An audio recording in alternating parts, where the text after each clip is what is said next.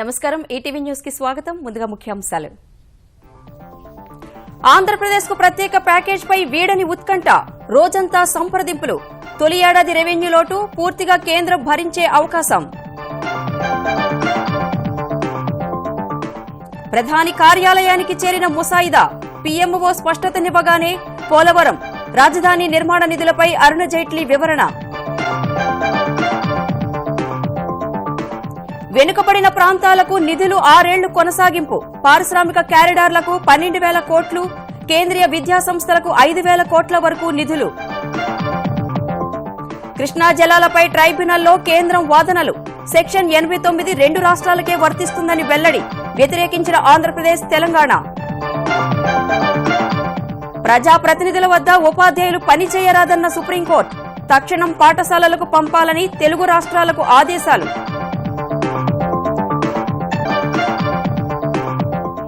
కశ్మీర్పై భాగస్వామ్య పక్షాలన్నింటితో చర్చలు జరపాలన్న అఖిలపక్షం దేశ సార్వభౌమత్వంపై రాజీ పడరాదని కేంద్రానికి స్పష్టీకరణ ఆసియాన్ దేశాలతో పటిష్ట బంధం కోసం మోదీ ప్రయత్నాలు లావోస్లో జపాన్ ప్రధానితో భేటీ అణు ఇంధనం హైస్పీడ్ రైళ్ల వ్యవస్థపై చర్చ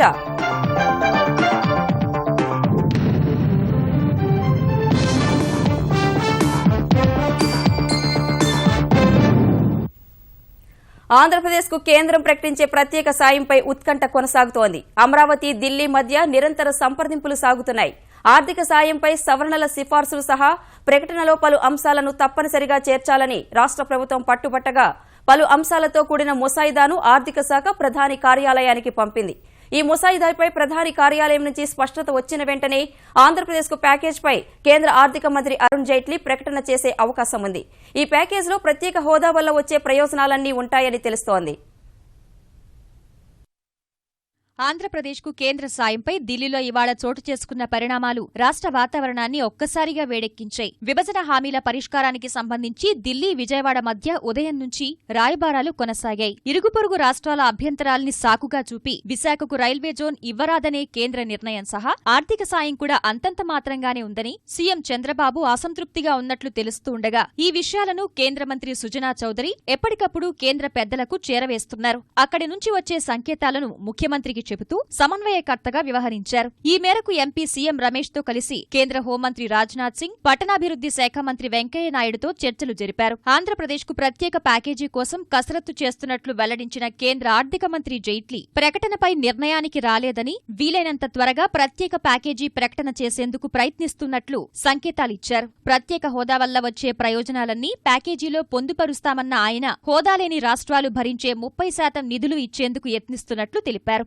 మరోవైపు ప్యాకేజీ ప్రకటనకు సంబంధించి వెంకయ్య చంద్రబాబుతో ఫోన్లో మాట్లాడి ఢిల్లీ రావాలని కోరినట్టు తెలిసింది ఈ ఆహ్వానంపై పలువురు మంత్రులు తెలుగుదేశం ముఖ్య నేతలతో చంద్రబాబు సుదీర్ఘ మంతనాలు జరిపారు కేంద్ర సాయంపై ముసాయిదాను పరిశీలించకుండా ఢిల్లీ వెళ్తే ఎలాంటి ప్రకటన వచ్చినా రాష్ట్ర ప్రభుత్వ అంగీకారంతోనే జరిగిందనే సంకేతాలు ప్రజల్లోకి వెళ్తాయని ఎక్కువ మంది నేతలు సీఎంకు సూచించినట్లు సమాచారం ఫలితంగా హోదా ప్రయోజనాలు సహా అదనపు ప్రయోజనాలు కలిగించేలా ప్రకటన ఉంటేనే ఢిల్లీ వెళ్లడం సబబనే అభిప్రాయానికి అంతా రావడంతో ముఖ్యమంత్రి సైతం ఇదే విషయాన్ని సుజనా చౌదరి ద్వారా కేంద్రానికి తెలియజేసినట్లు సమాచారం ఈ క్రమంలోనే హోంమంత్రి రాజ్నాథ్ తో చర్చలు జరిపిన సుజనా సీఎం రమేష్ ఆ శాఖ పరిధిలోని సమస్యలన్నీ పరిష్కారమవుతాయని విశ్వాసం వ్యక్తం చేశారు ప్రత్యేక హోదా అంశాన్ని జాతీయ అభివృద్ది మండలి ఎన్డీసీకి సిఫార్సు చేయాలని కేంద్రం భావిస్తోందన్న సుజనా చౌదరి ఆ ప్రక్రియ మరింత ఆలస్యం అవుతుందనే వాదన కూడా ఉందని చెప్పారు ఎట్టి పరిస్థితుల్లో స్పెషల్ కేటగిరీ స్టేటస్ కావాలి అని మనం డిమాండ్ పెట్టాం దాని స్పెషల్ కేటగిరీ స్టేటస్ అని అంటే వాళ్ళు మరి లీగల్కి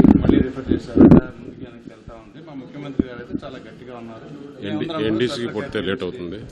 స్టేటసే కావాలని కానీ ఇప్పుడు మళ్ళీ ఎన్డీసీకి పంపించి ప్రాసెస్ అంతా మొదలు పెడితే పుణ్యకాలం అయిపోతుందని కూడా ఒక సబ్జెక్ట్ ఏం చేయాలనేది ఇప్పుడు డిస్కస్ చేస్తాం కాన్స్టిట్యూన్సీ రీఆర్గనైజేషన్ కూడా ఏదైతే యాక్ట్లో ఉంది 2 రాష్ట్రాల్లో కూడా అక్కడ తెలంగాణలో కానీ ఇక్కడ ఆంధ్రప్రదేశ్లో కానీ 2 రాష్ట్రాలు ఒప్పుకున్నప్పుడు యాక్ట్లో ఉన్నప్పుడు త్వరగా చేయాలి ఎందుకంటే ఇప్పుడు చేస్తే కానీ మళ్ళీ కమింగ్ ఎలక్షన్స్లోకి ఆ సీట్లు పెరిగేదానికి అవకాశం ఉంటుంది ఒకవేళ చట్ట సవరణ చేయాలంటే కూడా రేపు జరగబోయే పార్లమెంట్లో పెట్టించి చేయాలని చెప్పి చెప్పడం జరిగింది తప్పకుండా దానికి ఆయన సానుకూలంగా స్పందించారు రీఆర్గనైజేషన్ అనేది రాబోయే ఎలక్షన్స్లో తప్పకుండా జరిగి తీరుతుంది ప్యాకేజీ ద్వారా కేంద్రం ఏదిచ్చినా తీసుకోవాలని, అంతమాత్రాన ఇచ్చిన దాంతో సంతృప్తి చెందకుండా దక్కాల్సిన అన్ని హామీలపై పోరాటం కొనసాగిద్దామనే భావనకు తెలుగుదేశం పార్టీ వచ్చినట్టు తెలిసింది. రాష్ట్రానికి దక్కాల్సిన ప్రయోజనాల కోసం ప్రకటనకు ముందు చివరిదాకా కేంద్రంపై ఒత్తిడి పెంచుతూనే ఉండాలని, ప్రకటన తర్వాత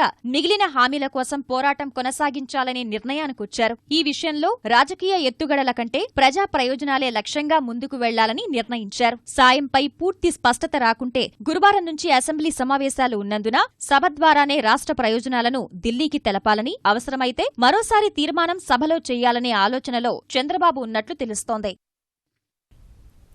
ఆంధ్రప్రదేశ్కు అందించాల్సిన సాయంపై రూపొందించిన ఓ ముసాయిదాను కేంద్ర ఆర్థిక శాఖ ప్రధాన కార్యాలయానికి పంపింది. ప్యాకేజీపై మంత్రిత్వ శాఖ ఉన్నతాధికారులతో చర్చించిన ఆర్థిక మంత్రి అరుణ్ జైట్లీ ముసాయిదాలో పారిశ్రామిక రాయితీలు మినహా మిగిలిన అంశాలకు చోటు కల్పించినట్లు సమాచారం. రాష్ట్రానికి జీవనాడి లాంటి పోలవరం ప్రాజెక్టుకు ఆర్థిక సాయం, రాజధాని కేంద్ర ప్రాంతంలో నిర్మించే ప్రభుత్వ భవనాలకు పూర్తిస్థాయిలో నిధులు, ముఖ్యమైన నౌకాశ్రయాలకు ఆర్థిక సాయం లాంటి అంశాలను ముసాయిదాలో పొందుపరిచినట్లు తెలిసింది. ప్రత్యేక హోదా వల్ల లభించే 30% అదనపు నిధులను మరో మార్గంలో ఇవ్వాలని నిర్ణయించినట్లు తెలుస్తోంది. 2014 ఏప్రిల్ తర్వాత పోలవరానికి అయిన ఖర్చును భరించేందుకు సిద్దమైన కేంద్రం రాజధాని నిర్మాణంలో డీపీఆర్కు అనుగుణంగా నిధులు మంజూరు చేసే అవకాశం ఉంది. తొలి ఏడాది రెవెన్యూ లోటును భర్తీ చేయనున్న కేంద్రం లోటుకు సంబంధించి ఏటా 2,500 కోట్ల నుంచి 3,000 కోట్ల వరకు ఇవ్వనున్నట్లు తెలుస్తోంది. వెనుకబడిన రాయలసీమ, ఉత్తరాంధ్ర జిల్లాలకు 6 ఏళ్ల పాటు ఏటా 350 కోట్ల నిధులు సమకూర్చాలని నిర్ణయించినట్లు తెలుస్తోంది. ఏపీలో ఏర్పాటు చేసే కేంద్రీయ విద్యా సంస్థలకు 2,000 నుంచి 5,000 కోట్ల రూపాయల నిధులు ఇస్తామని కేంద్రం ప్రకటించవచ్చని తెలుస్తోంది. బెంగళూరు, చెన్నై, విశాఖ చెన్నై పారిశ్రామిక కారిడార్కు 12,000 కోట్లు ఇచ్చేందుకు సిద్దమైనట్లు ఆర్థిక శాఖ వర్గాల ద్వారా వెల్లడైంది. ఆంధ్రప్రదేశ్లో పారిశ్రామిక అభివృద్ధికి ప్రత్యేక నిధి ఏర్పాటు చేసే అంశంపైన కసరత్తు జరుగుతోందని సమాచారం. ఏపీకి సాయంపై రోజంతా ముమ్మర కసరత్తు జరుగుతుండగా కేంద్ర మంత్రి వెంకయ్యనాయుడు కొద్దిసేపటి క్రితం నార్త్ బ్లాక్లోని కేంద్ర ఆర్థిక శాఖ కార్యాలయానికి చేరుకున్నారు. కేంద్ర మంత్రి సుజనా చౌదరి, తెలుగుదేశం ఎంపీలతో కలిసి అరుణ్ జైట్లీతో సమావేశమైన వెంకయ్య ప్యాకేజీపై చర్చిస్తున్నట్లు సమాచారం. ఆంధ్రప్రదేశ్ పునర్వ్యవస్థీకరణ చట్టంలోని సెక్షన్ 89 తెలుగు రాష్ట్రాలకు మాత్రమేనని కేంద్రం స్పష్టం చేసింది. ఈ మేరకు కృష్ణానది జలాల వివాదంపై బ్రిజేష్ కుమార్ ట్రైబ్యునల్ ముందు వాదనలు వినిపించిన కేంద్రం విభజన చట్టం అమల్లోకి వచ్చినప్పుడు ట్రైబ్యునల్ ఉనికిలో ఉందని, అందుకే కృష్ణా జలాల బాధ్యత అప్పగించినట్లు పేర్కొంది. ఈ వాదనను వ్యతిరేకించిన తెలంగాణ, ఆంధ్రప్రదేశ్లు కృష్ణా జలాలపై వివాదం ఎవరి మధ్య ఉందనే విషయాన్ని నిర్ధారించే అధికారం ట్రైబ్యునల్కు మాత్రమే ఉందని వాదనలు వినిపించాయి. అనంతరం విచారణ రేపటికి వాయిదా పడింది. కృష్ణా జలాల వివాదంపై బ్రిజేష్ కుమార్ ట్రైబ్యునల్లో మరో విడత వాదనలు మొదలయ్యాయి. ఈ మేరకు ఇవాళ జరిగిన విచారణలో మొదట వాదనలు వినిపించిన కేంద్రం ఆంధ్రప్రదేశ్ పునర్వ్యవస్థీకరణ చట్టంలోని సెక్షన్ 89 ఆంధ్రప్రదేశ్, తెలంగాణ రాష్ట్రాలకు మాత్రమే వర్తిస్తుందని ట్రైబ్యునల్కు వివరించింది. పునర్వ్యవస్థీకరణ చట్టం అమల్లోకి వచ్చే సమయానికి ట్రైబ్యునల్ ఉనికిలో ఉన్నందునే కృష్ణా జలాల పంపిణీ చేసే బాధ్యతను అప్పగించినట్టు కేంద్రం తన వాదనల్లో పేర్కొంది. 10 ఏళ్ల తరువాత విభజన చట్టం అమల్లోకి వచ్చి ఉంటే ట్రైబ్యునల్కు నీటి కేటాయింపుల బాధ్యత అప్పగించే అవకాశం లేదని కేంద్రం తేల్చి చెప్పింది. తరువాత వాదనలు వినిపించిన తెలంగాణ కేంద్రం ఇచ్చిన వివరణను తీవ్రంగా వ్యతిరేకించింది.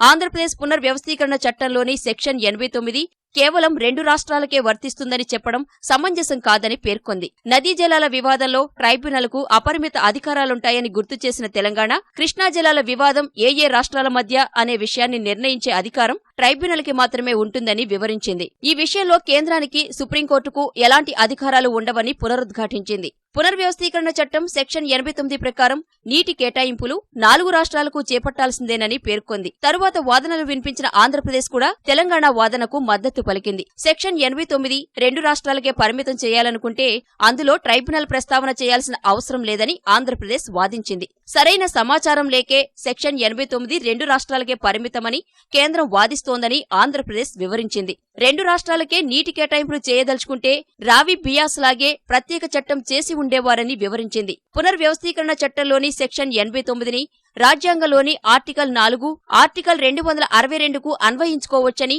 ఆంధ్రప్రదేశ్ వాదించగా తరువాత విచారణ రేపటికి వాయిదా పడింది. పార్లమెంటు ఆమోదించిన వస్తు సేవల పన్ను రాజ్యాంగ సవరణ బిల్లుకు ఆమోదించే అజెండాతో ఆంధ్రప్రదేశ్ శాసనసభ సమావేశాలు రేపటి నుంచి జరగనున్నాయి. రేపు ఉదయం 8:30 గంటలకు తొలుత బీఏసీ భేటీ అయి సమావేశాల అజెండా ఖరారు చేయనుంది. ఈ నెల 10 వరకు సమావేశాలు నిర్వహించాలని ప్రభుత్వం భావిస్తుండగా ప్రతిపక్షం మాత్రం మరికొంత సమయం కావాలని పట్టుబట్టే అవకాశం ఉంది. భద్రతాపరంగా తీసుకోవలసిన చర్యలపై సభాపతి కోడెల, మండలి చైర్మన్ చక్రపాణి ఇరు రాష్ట్రాల పోలీసు ఉన్నతాధికారులతో చర్చించారు. ప్రత్యేక హోదా అంశంపై విపక్షాలు అసెంబ్లీ ముట్టడి చేపట్టే అవకాశం ఉండగా అనుక్షణం అప్రమత్తంగా ఉండాలని సూచించారు. మరోవైపు అసెంబ్లీ సమావేశాలలో జీఎస్టీ సహా మరో 3 చట్ట సవరణ బిల్లులను సభలో ప్రవేశపెట్టనున్న ఆంధ్రప్రదేశ్ ప్రభుత్వం రాష్ట్రానికి కేంద్రం నుంచి ప్రత్యేక సాయం, ఢిల్లీ పరిణామాలు, కరువు నివారణ వంటి చర్యలు, ప్రజా సమస్యలపై చర్చకు సిద్దమని స్పష్టం చేసింది. శాసనసభ సమావేశాల్లో ప్రజా సమస్యలపై ప్రభుత్వాన్ని నిలదీస్తామని వైకాపా ప్రకటించింది. అసెంబ్లీలో అనుసరించాల్సిన వ్యూహాలపై హైదరాబాద్లోని వైకాపా కేంద్ర కార్యాలయంలో వైఎస్ జగన్ అధ్యక్షతన జరిగిన శాసనసభాపక్ష సమావేశంలో చర్చించారు.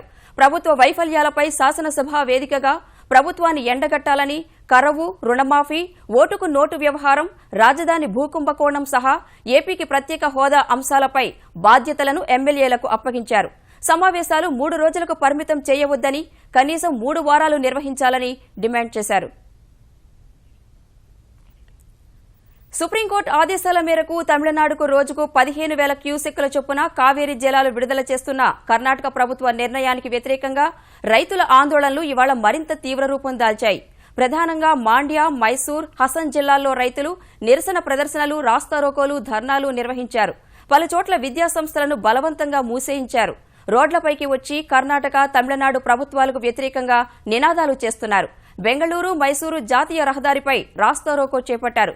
ఫలితంగా మాండ్య జిల్లాలో వాహన రాకపోకలకు అంతరాయం ఏర్పడింది. ఈ ఆందోళనలపై స్పందించిన కర్ణాటక సర్కార్ తప్పనిసరి పరిస్థితుల్లోనే సుప్రీంకోర్టు ఉత్తర్వులను అమలు చేయాల్సి వచ్చిందని తెలిపింది. ప్రస్తుతం కావేరీ బేసిన్లో 104 టీఎంసీల సామర్థ్యం కలిగిన కృష్ణరాజసాగర్, హరంగి, హేమావతి, కబిని జలాశయాల్లో ప్రస్తుతం 46 టీఎంసీల నీరు మాత్రమే ఉన్నందున సుప్రీంకోర్టు నిర్ణయంపై పునఃసమీక్ష కోరనున్నట్లు కర్ణాటక సర్కార్ తెలిపింది. ఈ పరిస్థితుల్లో తమిళనాడుకు నీరు విడుదల చేయడంలో ఎదురవుతున్న ఇబ్బందులను కోర్టుకు విన్నవించనున్నట్లు తెలిపిన కర్ణాటక ముఖ్యమంత్రి సిద్దరామయ్య ఆందోళన విరమించాలని రైతులకు విజ్ఞప్తి చేశారు. జమ్మూ కశ్మీర్ వ్యవహారంపై సంబంధిత భాగస్వామ్య పక్షాలు అన్నింటితో చర్చలు జరపాలని కేంద్రానికి, ఆ రాష్ట్ర ప్రభుత్వానికి అఖిలపక్షం సూచించింది.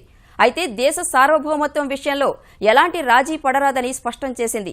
ఉగ్ర సంస్థ హిజ్బుల్ ముజాహిద్దీన్ కమాండర్ బుర్హాన్ వానీని భద్రతా సిబ్బంది మట్టుపెట్టిన తరువాత హింస చెలరేగిన కశ్మీర్లో ఈ నెల 4-5 తేదీల్లో పర్యటించి స్థానికులతో విస్తృత సంప్రదింపులు జరిపిన అఖిలపక్ష బృందం ఇవాళ ఢిల్లీలో మరోసారి సమావేశమై చర్చించింది. కశ్మీర్లో ప్రస్తుత పరిస్థితులపై ఆందోళన వ్యక్తం చేసిన బృందం సమస్య పరిష్కారంపై కేంద్రానికి కీలక సూచనలు చేసింది. కశ్మీర్లోని ఆందోళనకారులు హింసా మార్గాన్ని వీడి అన్ని సమస్యల్ని చర్చల ద్వారా పరీక్షించుకోవాలని అఖిలపక్షం ఏకగ్రీవ ప్రకటన ద్వారా పిలుపునిచ్చింది. పాకిస్తాన్తో శాంతి చర్చలు తిరిగి ప్రారంభించడం సహా కశ్మీర్ ప్రజల్లో భరోసా నింపేందుకు నిర్దిష్ట చర్యలు చేపట్టాలని విపక్షాలు సూచించాయి. ఇదే సమయంలో వేర్పాటువాదుల విషయంలో కేంద్రం కఠిన వైఖరి అనుసరించినందునే కథనాల్లో వాస్తవం లేదని కేంద్ర హోంమంత్రి రాజ్నాథ్ సింగ్ చెప్పినట్లు భేటీ తర్వాత ప్రతిపక్ష నాయకులు చెప్పారు. The members of the delegation are of the opinion that there is no place for violence in a civilized society and that there can be at the same time no compromise on the issue of national sovereignty. The members have also asked the central and state governments to take steps to ensure that educational institutions, the government offices and commercial establishments start functioning normally. The members also requested the government to take effective steps to ensure the security of all the citizens and provide medical treatment to citizens and security personnel injured in the agitation. आप एक unconditional political dialogue with all stakeholders, और ये dialogue आप इसको सुलझाने के लिए करिए ताकि इमीडिएटली नॉर्मलसी रिस्टोर हो और आगे को एक परमानेंट सॉल्यूशन हो. दूसरी बात, अभी सार्क में अगर माननीय प्रधानमंत्री जा रहे हैं तो पाकिस्तान के साथ इंडो पाक डायलॉग का रीस्टार्ट करिए. ప్రభుత్వ ఉపాధ్యాయులు, మంత్రులు, ఎంపీలు, ఎమ్మెల్యేల వద్ద పీఏ, పీఎస్లుగా కొనసాగేందుకు వీల్లేదని సుప్రీంకోర్టు స్పష్టం చేసింది. తెలుగు రాష్ట్రాల్లో మౌలిక సదుపాయాలు, ఉపాధ్యాయుల కొరతపై దాఖలైన పిటిషన్పై విచారణ చేపట్టిన కోర్టు రాజకీయ నేతలకు, వ్యక్తిగత సిబ్బందిగా పనిచేస్తున్న ఉపాధ్యాయులను పాఠశాలలకు కేటాయించాలని తెలుగు రాష్ట్రాల ప్రభుత్వాలను ఆదేశించింది. ఈ ఏడాది వరకు పీఏలుగా కొనసాగేందుకు అనుమతివ్వాలన్న ఉపాధ్యాయుల అభ్యర్థనను తోసిపుచ్చిన సర్వోన్నత న్యాయస్థానం 3 వారాల్లో విధుల్లో చేరాలని, 4 వారాల్లో కోర్టుకు వివరాలు సమర్పించాలని ఆదేశించింది. తెలంగాణ శాసనసభ స్పీకర్, డిప్యూటీ స్పీకర్, శాసనమండలి చైర్మన్ వద్ద పీఏపీఎస్లుగా ప్రొఫెసర్లు, అసిస్టెంట్ ప్రొఫెసర్లు పనిచేస్తున్నారని తెలంగాణ పేరెంట్స్ ఫౌండేషన్ కోర్టుకు వివరించగా ఈ అంశంపై వివరాలు తెలుసుకుని మాతృ సంస్థకు పంపుతామని తెలంగాణ స్పష్టం చేసింది. మరోవైపు తెలంగాణలో 41 మంది, ఆంధ్రప్రదేశ్లో 37 మంది మాత్రమే పీఏపీఎస్లుగా పనిచేస్తున్నందున తమను కొనసాగించాలన్న ఉపాధ్యాయుల అభ్యర్థనను తోసిపుచ్చింది. తదుపరి విచారణ ఈ నెల 15కి వాయిదా వేసింది. కొత్త జిల్లాల్లో పరిపాలనా ప్రక్రియ ప్రారంభించడం సహా అవసరమైన ఏర్పాట్లు చేసేందుకు తెలంగాణ సర్కార్ నిధులు విడుదల చేసింది. హైదరాబాద్ మినహా పునర్వ్యవస్థీకరణ ప్రక్రియలో భాగంగా ప్రతిపాదించిన 26 జిల్లాలకు ₹1 కోట్ల చొప్పున నిధులు విడుదల చేస్తూ ప్రణాళిక ఉత్తర్వులు జారీ చేసింది. అభివృద్ది, సంక్షేమ కార్యక్రమాల ప్రత్యేక నిధి నుంచి ఈ మొత్తాన్ని విడుదల చేశారు. ప్రస్తుత వరంగల్ జిల్లాకు 4 కోట్లు, మహబూబ్ నగర్, నల్గొండ, మెదక్, ఆదిలాబాద్, రంగారెడ్డి, కరీంనగర్ జిల్లాలకు 3 కోట్ల రూపాయలు, ఖమ్మం, నిజామాబాద్ జిల్లాలకు 2 కోట్ల చొప్పున నిధులు విడుదల చేశారు. కొత్త జిల్లాలకు అవసరమైన ఫర్నిచర్, దస్త్రాల రవాణా తదితర అవసరాల కోసం కలెక్టర్ల సమావేశంలో ముఖ్యమంత్రి కేసీఆర్ తీసుకున్న నిర్ణయం మేరకు ఈ నిధులు విడుదల చేశారు. తెలంగాణ రాష్ట్ర అవతరణ నాటి నుంచి క్రీడలను ప్రోత్సహిస్తున్నామని ముఖ్యమంత్రి కేసీఆర్ తెలిపారు. హైదరాబాద్ గచ్చిబౌలి మైదానంలో జరిగిన all India police athletics championship ముగింపు కార్యక్రమానికి హాజరైన ముఖ్యమంత్రి విజేతలకు బహుమతులు ప్రదానం చేశారు. 56 సంవత్సరాల సుదీర్ఘ విరామం తర్వాత పోలీస్ ఛాంపియన్షిప్ వేడుకలు జరగడంపై కేసీఆర్ సంతోషం వ్యక్తం చేశారు. The state of Telangana has been actively promoting sports ever since its birth and is proud to have produced world-class sports persons, including latest Olympic sensation Miss PV Sindhu. We have been supporting the development of world-class sports infrastructure. When we got the request for help from CISF to repair the facilities at this very stadium, we were more than happy to do so. I am extremely happy to know that for the conduct of this championship, all the concerned departments of Telangana state government have worked in harmony to get things into shape in time. సాంకేతిక పరిజ్ఞానాన్ని అందిపుచ్చుకుని ఆంధ్రప్రదేశ్ను మరో silicon వ్యాలీగా తీర్చిదిద్దడమే లక్ష్యంగా ముందుకు వెళుతున్నట్లు ముఖ్యమంత్రి చంద్రబాబు నాయుడు పునరుద్ఘాటించారు. విజయవాడలో జరిగిన రాష్ట్ర ఉత్తమ ఉపాధ్యాయ అవార్డుల కార్యక్రమంలో పాల్గొని పురస్కారాలు అందజేసిన ఆయన ప్రతి వ్యక్తి టెక్నాలజీ సాయంతో ఎదగాలన్న ఉద్దేశంతోనే ఉత్తమ ఉపాధ్యాయులకు స్మార్ట్ ఫోన్ ఇచ్చినట్లు వివరించారు. ఏపీలో ఉన్నత విద్యను అభ్యసించే వారిని 50% పెంచితే ఏ ఒక్కరిపైనా ఆధారపడే పరిస్థితి ఎవరికీ ఉండదని పేర్కొన్నారు. విదేశీ విద్యార్థులు రాష్ట్రానికి వచ్చి చదువుకున్నప్పుడే రాష్ట్ర విద్యా వ్యవస్థ పూర్తి అభివృద్ది సాధించినట్లుగా భావించాలని ఉపాధ్యాయులకు దిశానిర్దేశం చేశారు. ఈ సందర్భంగా రాష్ట్రాభివృద్దికి ఉన్నత విద్యా సంస్థల్లో పనిచేసే పరిశోధకులు చేసిన పలు సూచనల బ్రోచర్ను ఆవిష్కరించిన చంద్రబాబు ప్రభుత్వ పాఠశాలల అభివృద్ది కోసం తయారు చేసిన ఈ నాలెడ్జ్ ఎక్స్చేంజ్ ప్రోగ్రాంను ప్రారంభించారు. ఇన్ఫర్మేషన్ టెక్నాలజీలో మనం కానీ ముందుకు పోగలిగితే ఉద్యోగాలు వస్తాయి. యూనివర్సిటీలే కాదు, ఆల్ హై స్కూల్స్ కానీ డిగ్రీ కాలేజీలు కానీ వైఫైకి వెళ్ళిపోయే పరిస్థితికి వచ్చాం. ఎలిమెంటరీ స్కూల్ వరకు అన్ని స్కూల్స్ ఎలక్ట్రానిక్ క్లాస్ రూమ్స్ ఏర్పాటు చేయాల్సిన అవసరం ఉంది. దీనికి అవసరమైతే యాన్యుటీ కింద కూడా వెళ్ళిపోమన్నాను. నా ఆలోచన ఒకటి, ఆంధ్రప్రదేశ్ ని రాబోయే రోజుల్లో మరో సిలికాన్ వ్యాలీగా తయారు కావాలి. ఇది ఒక ఇన్నోవేషన్ హబ్ గా తయారు కావాలి. ఇక్కడి నుంచే స్టార్టప్ కంపెనీస్ కూడా రావాలి. ప్రభుత్వం ఎన్ని నిర్బంధాలు పెట్టినా ప్రజా సమస్యలపై పోరాటం ఆపేది లేదని తెలుగుదేశం తెలంగాణ అధ్యక్షుడు రమణ స్పష్టం చేశారు. రంగారెడ్డి జిల్లా మేడ్చల నియోజకవర్గానికి చెందిన తెరాస నేతలు రమణ, రేవంత్ రెడ్డి, రావుల చంద్రశేఖర్ రెడ్డి సమక్షంలో తెదేపాలో చేరారు. వారిని పార్టీలోకి ఆహ్వానించిన రమణ 2.5 ఏళ్లలో ముఖ్యమంత్రి కేసీఆర్ ప్రజలకు చేసిందేమీ లేదని, తెలంగాణను అప్పుల ఊబిలోకి నెట్టారని విమర్శించారు. ఈ ప్రభుత్వం అనేక అక్రమ కేసులు పెడుతున్నది. ఈ ప్రభుత్వం రైతులు చూడకుండా, ప్రజలు చూడకుండా, పేదలు చూడకుండా వాళ్ళని లాటరీని చూపిస్తున్నది, కాల్పులు కాల్పుతున్నది. లాటరీలకైనా తోటలకైనా నిలకడ చేయకుండా ముందుకు పోదామని చెప్పని 2019లో తొలి పథకం రావడం కొరకు నిరంతరం శ్రమిద్దాం. వైకాపాను అణిచివేయాలనే కుట్రలో భాగంగానే ముఖ్యమంత్రి చంద్రబాబు తనపై కక్ష సాధింపు చర్యలకు పాల్పడుతున్నారని వైకాపా నేత భూమన కరుణాకర్ రెడ్డి ఆరోపించారు. తుని ఘటనపై 2వ రోజు సిఐడి విచారణకు ఆయన హాజరయ్యారు. కాపుల ఉద్యమం కోసం ఏ త్యాగానికైనా సిద్దమన్న ఆయన ప్రభుత్వం పోలీసు వ్యవస్థను కూడా ప్రభావితం చేస్తోందని వ్యాఖ్యానించారు. గ్యాంగ్స్టర్ నయీముద్దీన్ ఆకృత్యాలు, ఆగడాలు రోజుకొకటి వెలుగు చూస్తున్నాయి. అతడు చేసిన నేరాలు, కిరాతకాలకు ప్రత్యక్ష సాక్షులుగా నిలిచిన నలుగురు బాలికలు రాజేంద్రనగర్ కోర్టులో ఇటీవల ఇచ్చిన వాంగ్మూలాలు సభ్య సమాజం తలదించుకునే రీతిలో నయీం చేసిన అమానవీయ చర్యలను బయటపెట్టాయి. ఎన్కౌంటర్ తర్వాత పుప్పాలగూడలోని నయీం ఇంట్లో ఉన్న 9 మంది మైనర్లలో నలుగురిని ఇటీవల రాజేంద్రనగర్ కోర్టుకు తీసుకువచ్చి వాంగ్మూలాలు నమోదు చేయగా తమను నయీం లైంగికంగా వేధించినట్లు వారు చెప్పారు. నయీం భార్య హసీనా, అత్త సుల్తానా, ఫర్హానా, ఫహీం, సలీమాలు కలిసి తమను నయీం గదిలోకి వెళ్లాలని ఒత్తిడి తెచ్చినట్లు బాధిత బాలికలు వెల్లడించారు. గదిలోకి వెళ్లిన బాలికలను లైంగిక వాంఛ తీర్చుకున్న తర్వాత మాత్రలు ఇచ్చేవాడని వెల్లడించారు.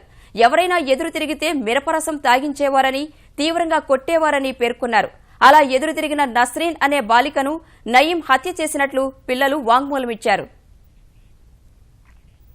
తూర్పు ఆగ్నేయాసియా దేశాలతో మైత్రి బలోపేతమే లక్ష్యంగా ప్రధాని నరేంద్ర మోదీ లావోస్ పర్యటన సాగుతోంది. గురువారం జరిగే 14వ ఆసియాన్ భారత్ శిఖరాగ్ర సదస్సు, 11వ తూర్పు ఆసియా శిఖరాగ్ర సదస్సు కోసం లావోస్ రాజధాని వియాంటియాన్కు చేరుకున్న మోదీ జపాన్ ప్రధాని షింజో అబెతో భేటీ అయ్యారు. పౌర అణు ఇంధన సహకార ఒప్పందం, హైస్పీడ్ రైళ్ల వ్యవస్థ నిర్మాణంపై భారత్ జపాన్ మధ్య జరుగుతున్న చర్చల పురోగతిని సమీక్షించిన ఇరువురు వాణిజ్యం, పెట్టుబడుల రంగాల్లో సహకారం పెంపుపై చర్చించారు. జపాన్ సంస్థలు భారత్లో ఏర్పాటు చేస్తున్న పారిశ్రామిక పార్కులు, ఇతర అంశాలపై చర్చించారు. సాంకేతికత, సృజనకు పేరొందిన జపాన్, యువశక్తి, అపార మార్కెట్కు వేదికైన భారత్ కలిసి పనిచేస్తే 2 దేశాలకు లబ్ది చేకూరుతుందని ప్రధాని మోదీ జపాన్ ప్రధానితో చెప్పారు. గురువారం 18 దేశాల అధినేతలు పాల్గొనే తూర్పు ఆసియా సదస్సులో పాల్గొననున్న ప్రధాని సముద్ర భద్రత, ఉగ్రవాదంపై పోరు, అణు నిరాయుధీకరణ, వలసలు సహా ఇతర ప్రాంతీయ, అంతర్జాతీయ అంశాలపై చర్చిస్తారు. పాకిస్తాన్లోని భారత రాయబారి గౌతమ్ బాంబవాలేతో అమర్యాదకరంగా ప్రవర్తించినందుకు కేంద్రం ఆగ్రహం వ్యక్తం చేసింది. పాక్ హైకమిషనర్ అబ్దుల్ బాసిత్ను పిలిచిన విదేశాంగ కార్యాలయం నిరసన వ్యక్తం చేసింది. కరాచీలోని ఛాంబర్ ఆఫ్ కామర్స్ సమావేశంలో గౌతమ్ బాంబవాలే ప్రసంగించాల్సి ఉండగా ఆఖరి నిమిషంలో ఎలాంటి కారణాలు చెప్పకుండానే ఆ కార్యక్రమాన్ని రద్దు చేశారు. భారత అంతర్గత వ్యవహారమైన కశ్మీర్ విషయంలో పాకిస్తాన్ జోక్యం చేసుకుంటోందని గౌతమ్ బాంబవాలే వ్యాఖ్యానించినందువల్లే ఆయన విషయంలో పాక్ అమర్యాదకరంగా ప్రవర్తించిందని భారత అధికారులు వెల్లడించారు. పాక్లో భారత దౌత్య అధికారుల కార్యకలాపాలకు దాయాది దేశం అడ్డంకులు సృష్టించిందని తాము భావిస్తున్నట్లు బాసిత్కు విదేశాంగ శాఖ తెలిపింది. అంతర్జాతీయ మార్కెట్లలో మిశ్రమ వాతావరణం నెలకొన్న వేళ 2 రోజుల్లో లాభాల్లో పయనించిన దేశీయ స్టాక్ మార్కెట్లు ఇవాళ నష్టాల్లో ముగిశాయి. క్రితం 2 సెషన్లలో 554 పాయింట్లు లాభపడిన సెన్సెక్స్ ఇవాళ 52 పాయింట్లు క్షీణించింది. ఈ ఉదయం 29,036 పాయింట్ల వద్ద ఉత్సాహంగా ప్రారంభమైన సూచీ మొదట్లో లభించిన కొనుగోళ్ల మద్దతుతో 29,068 పాయింట్ల గరిష్ట స్థాయిని తాకింది. ఈ దశలో ఐరోపా మార్కెట్లలో మిశ్రమ ఫలితాలు వస్తున్న సమయంలో అమ్మకాలు పెరిగి సెన్సెక్స్ నష్టాల్లోకి మళ్లింది. ఒక దశలో 28,911 పాయింట్ల కనిష్ట స్థాయిని నమోదు చేసిన సూచీ చివరకు 28,926 వద్ద స్థిరపడింది. జాతీయ స్టాక్ ఎక్స్చేంజీ సూచీ నిఫ్టీ 25 పాయింట్లు క్షీణించి 8,918 వద్ద ముగిసింది.